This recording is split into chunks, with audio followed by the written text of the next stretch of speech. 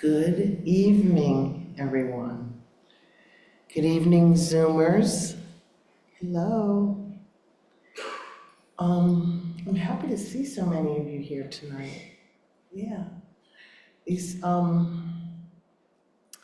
tricky times we're living in.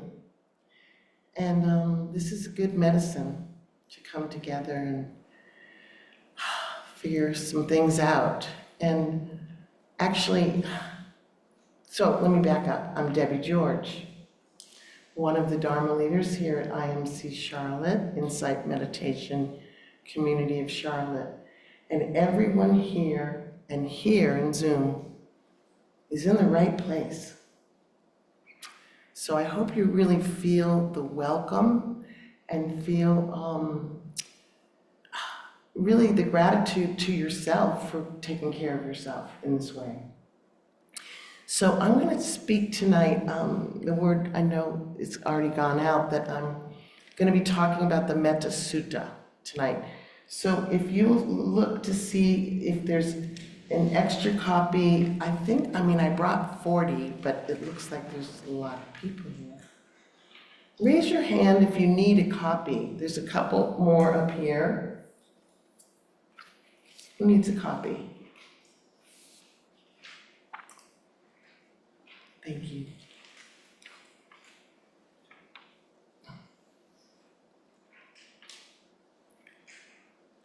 Good. So this was not the talk I was going to give tonight. It seems like I say that a lot lately. Actually, can we raise the lights a little bit for this part? If somebody doesn't mind turning the lights. You have to go outside. Sorry, but I'm realizing it's kind of dark in here for what we're going to do. Thank you, Deborah. So go to the light switches. She doesn't seem to know. Oh, to the rescue. Look at these Dharma hearts. First of all, let's look at each other for a moment. Let's be together. And let's welcome each other with a smile. And just kind of a hello, just a little nod. Recognition. Good. On this path, strangers are just friends you haven't met yet. Okay. I know, I'm not quoting the Buddha. Like, exactly. So, I think what we really need is the medicine of metta so that we can continue to function with hearts and minds that are open and clear and discerning and strong, and live our lives in the intentional way that we, it's a big part of why we're here. So what I'd like you to do is, does everybody have one now? And I recognize the folks on Zoom, I did put it on Group Me today, so you might have gotten it there, but you don't need a copy because we're going to recite it out loud and you're going to hear every word, okay? So don't feel like you're missing out. Also, it will be on the resource tab on our website. So you will be able to go to that and download it. So I just pulled this out of my pocket. It lives there a lot in my pocket. And if you'll all take your paper and please fold it in half.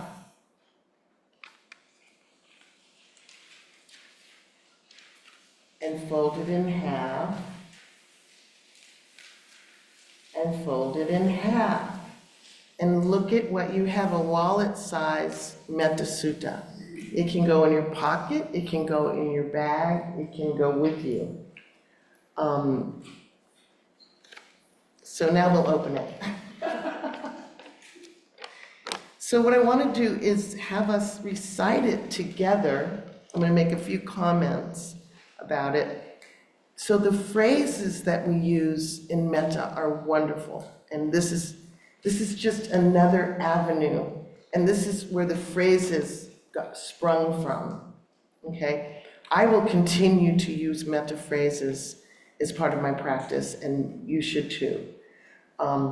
This is to read and contemplate the Metta Sutta regularly is another wonderful medicine and avenue to access this mind state and heart state. So I do want to say that it's sort of 3 sections to the Metta Sutta. The first section, well, kind of 4, the beginning tells you where they were on the planet, kind of. And I will be reading that. You'll all join me at the top of your page, which is the words of the Buddha. He begins by describing kind of the characteristics of one who's on the path of peace.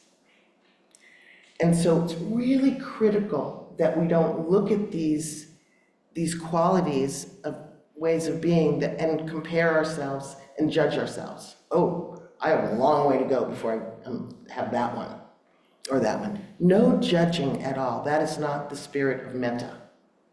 Okay? We want to keep that atmosphere of Metta. So they're aspirations. They're aspirations and spelled out for us. Finally, the Buddha says, this is how we should be. He uses the word should, the translation does, but please remember not to use it as a way to judge. The second part is kind of how we extend our hearts outward to others, and to whom we choose, and to whom, okay? The third part is more about the ways that we're going to proceed, what we do and how. And then it's kind of what we're left with after we've been doing this prayer. What we see is the result of it. So let's read it together out loud. Is that okay, everybody? So we're going to go slowly, and you don't have to whisper. Okay, everybody together. If you didn't bring your reading glasses, you don't need to read it. You're fine. There'll be plenty of sound. But again, I will read the beginning. I will trip up on some of these ancient names, and then I'll kind of go like that, and everybody will join. Many of the suttas start like this. Take a breath. The Karyana Metta Sutta, Discourse on Loving Kindness. Thus I have heard. At one time when the Blessed One was living near Savatthi at Jevavana at Anathapindika's monastery, he addressed the monks, saying, "Monks." "Venerable Sir," the monks replied. The Blessed One then spoke as follows. "This is what should be done by one who is skilled in goodness and who knows the path of peace.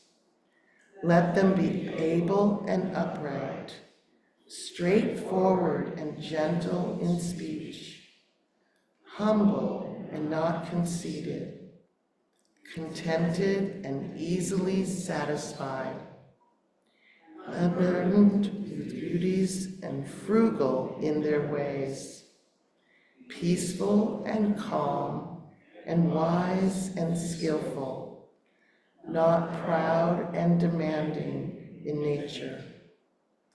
Let them not do the slightest thing that the wise would later reprove, wishing in gladness and in safety, may all beings be at ease, whatever living beings there may be, whether they are weak or strong, omitting none, the great or the mighty, medium, short, or small, the seen and the unseen, those living near and far away, those born and to be born. May all beings be at ease. Let none deceive another or despise any being in any state. Let none through anger or ill will wish harm upon another.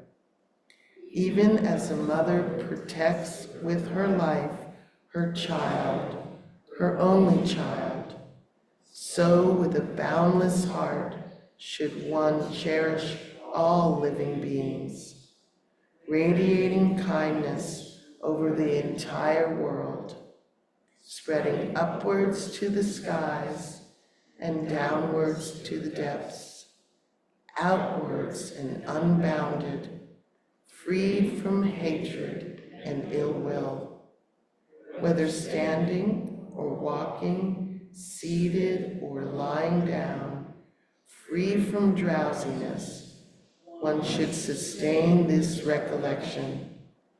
This is said to be the sublime abiding.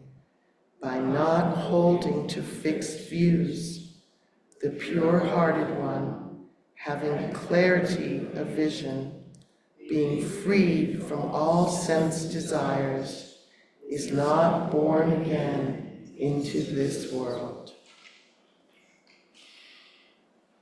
I'll take a nice deep breath and bow, if you like, to these wise words.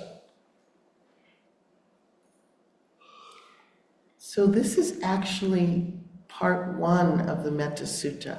It has part 2 that we won't look at tonight. I'll tell you, it's the benefits. There are 11 benefits from practicing metta. And a few that pop in my mind that I'm always conscious of is that people and animals feel safe with you. Can you imagine that when your heart is open, when you're, imbued with loving kindness, people feel safe with you. And monks report, children come around to them. They're in these funny clothes and there's bald heads, and children move to them. You sleep well. You dream pleasant dreams. You have energy and clarity of mind. You have a sense of safety in yourself. And those are some of the benefits. The Buddha gave this discourse to monks as a way for them to protect themselves. So it was, they were invited to practice in this area, this monasterial area, and they were invited to go into the woods to practice, find a secluded place in the woods, and they were going to practice all night.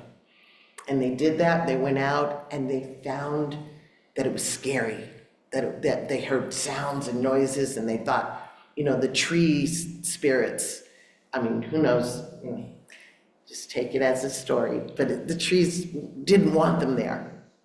And so they came and reported it to the Buddha the next day, and he said, okay, I'm going to give you now protection. I'm going to give you a way to protect yourself.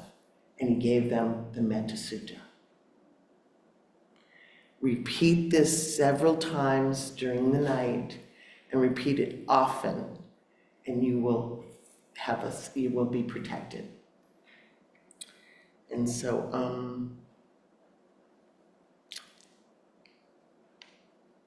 I'm wondering if you'll join me for a month of practice of reading this daily, contemplating it. You've only missed January 1st, so you all have to go to August 2nd.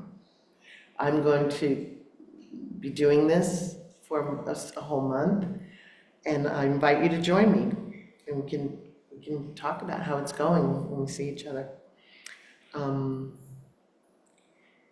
At the forest refuge where I spent a month-long silent retreat, we, every morning at 5:30, chanted this.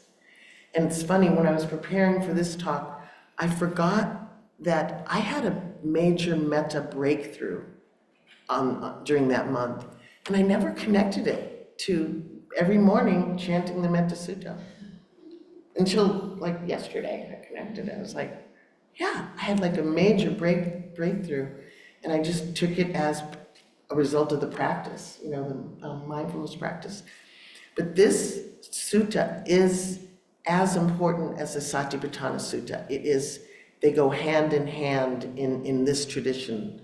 And in Asian countries, it's recited at births, at funerals, at weddings, at 2 or 3 times a week.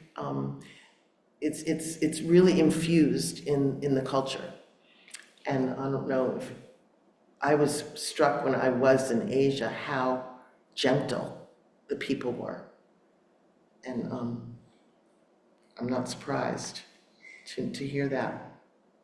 And that was reported by Bhante Gunaratana, Bhante Ji.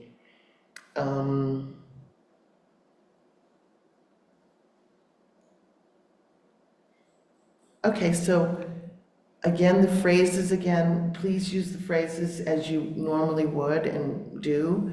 I'll share, as you go along on this path, you find phrases, you pick up phrases from other teachers and from places, and I'll share a couple of favorites of mine, and that is, one of them is, this is Sylvia Boorstein, and I'm offering this to you, may I meet this moment fully. So that's mindfulness. May I meet this moment fully. May I meet it as a friend. And that's powerful. I found that to be powerful. May I meet this moment. Let's say it together. May I meet this moment fully. May I meet it as a friend. And another one I really like came from Trudy Goodman, and it's, may I love my life just as it is right now. And that includes difficult times, that includes challenging times, that includes times when I would like to change some things going on. Even then, may I love my life just as it is. May I open to everything, include everything.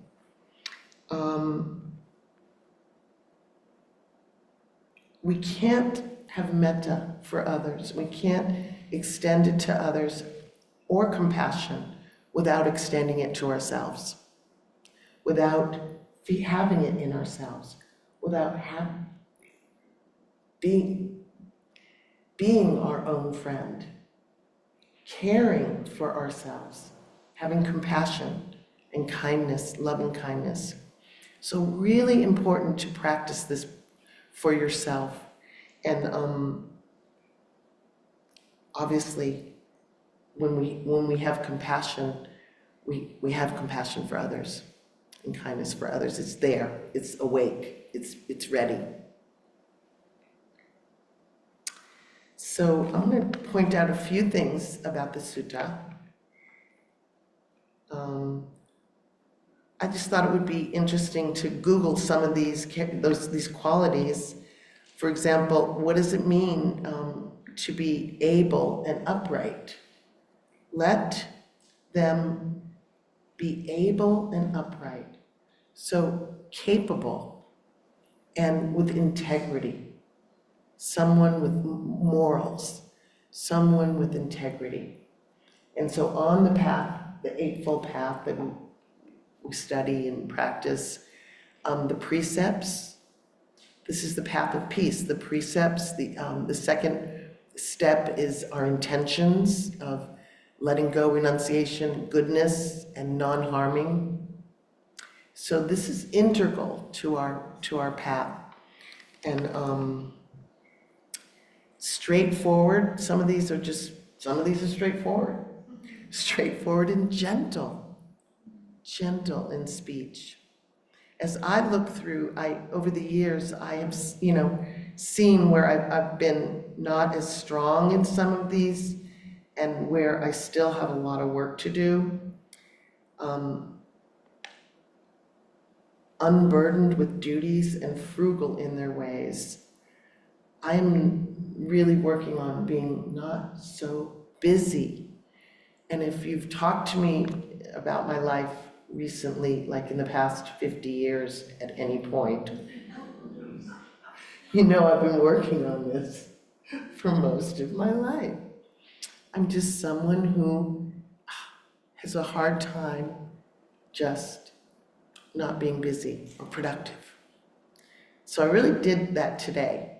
I was like, challenge myself today to kind of wander around and not look at material for this evening and just kind of be unburdened, unbusy.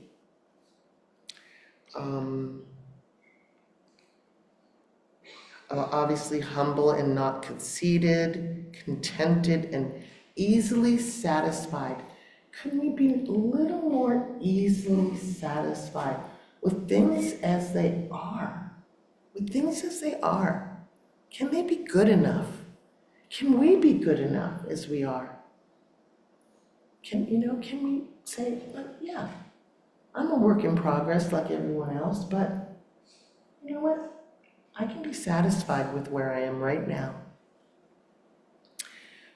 Not proud and demanding in nature.